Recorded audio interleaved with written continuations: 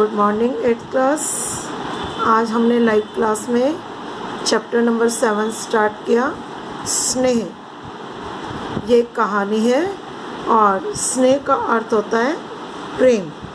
इस चैप्टर की प्रस्तावना में हम देखेंगे कि अनाथ किसे कहते हैं। अनाथ यानी जिसके माँ बाप नहीं होते हैं। क्या अनाथ बालकों से प्रेम करना तथा मित्रता करना अनुचित है। यानी इस चैप्टर में हम ये पढ़ेंगे कि हमें ये बताया जाएगा कि जो बच्चे अनाथ होते हैं उनके साथ प्रेम करना और दोस्ती करना क्या गलत है। प्रतिबिंब, क्या आपके माता पिता के अतिरिक्त कोई और आपसे प्रेम करता है। यानी हमारे साथ माता पिता के अलावा बहुत सारे रिश्ते ऐसे होते हैं जो हमसे प्रेम करते हैं, लेकिन सर्वोपरि माता पिता का प्रेम होता है। उसके बाद आता है परिकल्पना। प्रेम का अर्थ क्या होता है ये हमें अपने शब्दों में भी बताना है। तो प्रेम क्या होता है, हमें एक दूसरे का ख्याल रखना, उसके सुख दुख को समझना, उसकी भलाई के बारे में सोचना, ये प्रेम कहलाता है। प्रेम में कठोरता भी होती है, क्योंकि जो किसी से प्रेम करता है वह उसके भले के लिए अपने व्यवहार को कठोर भी बनाता है। अब इतना तो हम सब जानते हैं कि धरती पर प्रत्येक प्राणी को प्रेम की आवश्यकता होती है। प्रेम मिलने पर सभी अपना जीव कष्ट भूल जाते हैं। यानी प्रत्येक इंसान जिसे भी प्रेम मिलता है, चाहे वो इंसान है, जानवर है, पशु है, पक्षी, वो अपने कष्टों को भूल जाता है। तो सबसे पहले हम शब्दार्थ यानी शब्दों के अर्थ करेंगे। कातर, कातर मैंने भयभीत, चित्कार, चीख। आर्द्र, आर्द्र मैंने उदासी। व्याकुल, व्याकुल मैंने घबराया हुआ। विह्वल, बेचैन। इसी तरह चैप्टर्स के कठिन वर्ड्स आपके बीच बीच में आएंगे, वो भी मैं आपको बताऊंगी। जैसे अब हम स्टार्ट करते हैं चैप्टर।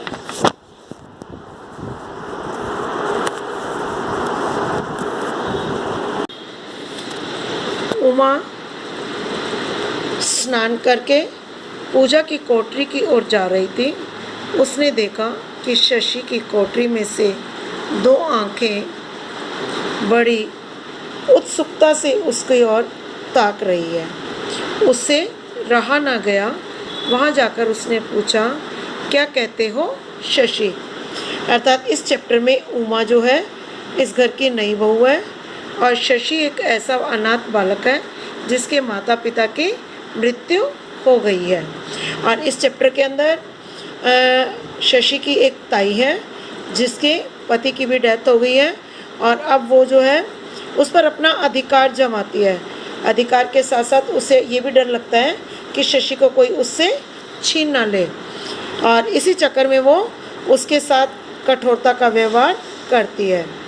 शशि काँप उठा, बोला, नहीं कुछ नहीं। उमा ने फिर कहा, बोलो, हम आ गए हैं, क्या कहते हो। तब फिर शशि ने कहा। उसने केवल उमा की ओर देख भर लिया। उसकी आंखों में पानी उमड़ आया था। अर्थात उमा को देखकर शशि की आंखों में पानी आ गया था। उमा कातर हुई, भयभीत हुई। उसने कहा, तुम रोते क्यों हो। तब इस बार शशि बोला, चाची तुम यहाँ से चले जाओ, नहीं तो ताई आकर मुझे मारेगी। अर्थात शशि का कहना था कि अगर उसे उमा से बात करते हुए उसकी ताई ने उसे देख लिया तो वह उसे मारने लगेगी। तब वह उमा ने पूछा कि वह तुम्हें क्यों मारेगी।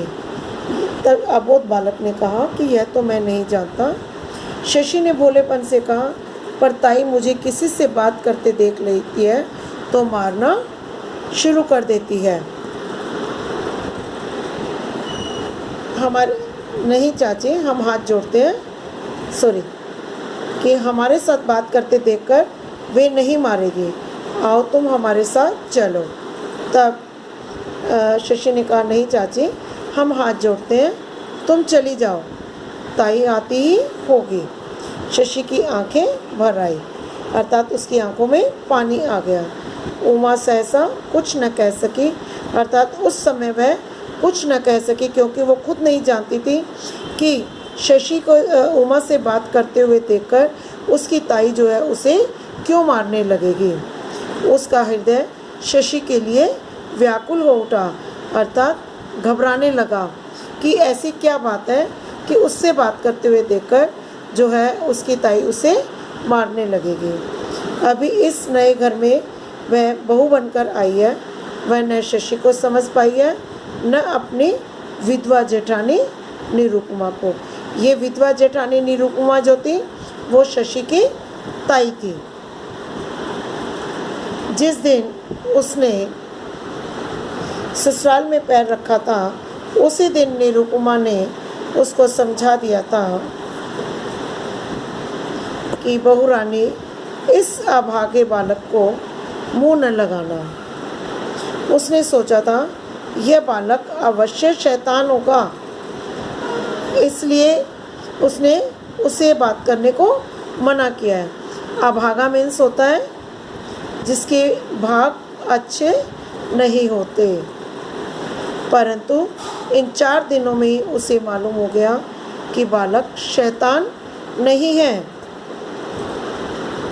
उसका एकमात्र अपराध यही है कि वह बिना माँ बाप का है, अर्थात शशि जो है कोई शरारती बालक नहीं था, केवल उसका अपराध इतना ही था कि उसके जन्म के समय ही उसके माता पिता की मृत्यु हो गई थी, इसलिए सभी जो है उसे अभागा कहने लगे थे।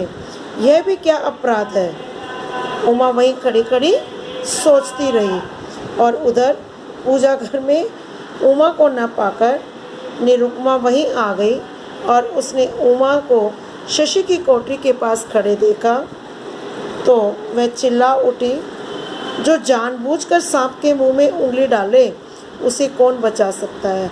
अर्थात निम्न पंक्ति का अर्थ है कि जो जानबूझ के खुद को मुसीबत में डालना चाहता है उसे कोई भी नहीं बचा सकता है। ये आशय स्पष्ट आ सकता है आपके। तो इसका अर्थ यही होगा कि जो जानबूझकर खुद को मुसीबत में डालता है उसे कोई भी नहीं बचा सकता है। बहू रानी, मैं अब भी कहती हूँ कि तुम शशि को मुंह न लगाओ, अर्थात मुंह न लगाओ इसका अर्थ है कि शशि से बातचीत ना करो।